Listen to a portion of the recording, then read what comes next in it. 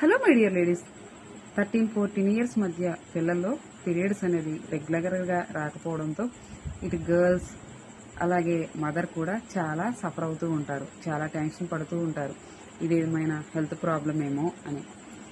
అప్పుడే periods start అవ్వడంతో పిల్లల్లో హార్మోన్స్ అనేది బ్యాలెన్స్ ఇంకా అవ్వకపోవడంతో ఈ పీరియడ్ అనేది రెగ్యులర్గా రాకపోవచ్చు. ఇది పెద్దగా ప్రాబ్లం కాదు.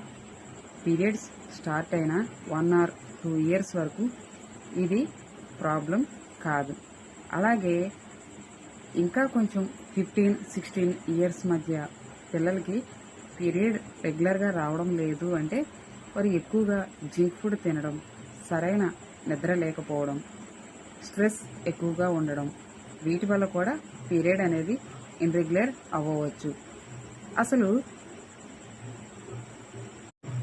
మన పిల్లలకి మనం సరైన డైట్ ఇస్తున్నామా లేదా, న్యూట్రిషన్స్ అలాగే విటమిన్స్ అన్నీ మనం ఇచ్చే ఫుడ్లో దొరుకుతున్నాయా లేదా అనేది ఫస్ట్ మనం చెక్ చేసుకోవాల్సింది.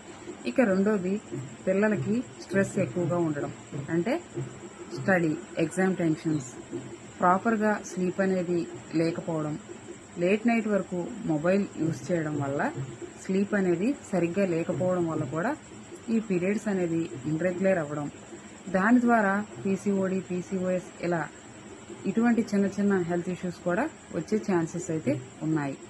ఒక మదర్గా మనం చేయవలసింది మన పిల్లలకి జంక్ ఫుడ్ని దూరంగా ఉంచి కూల్ డ్రింక్స్, స్వీట్స్ వంటివి అవాయిడ్ చేస్తూ వెజిటేబుల్స్, ఫ్రూట్స్, మిల్క్ ఇలా నట్స్ ఇటువంటి హెల్తీ ఫుడ్ని ఇస్తూ ఉంటే పిల్లల హెల్త్ బాగుంటుంది, పీరియడ్ కూడా రెగ్యులర్ అవుతాయి.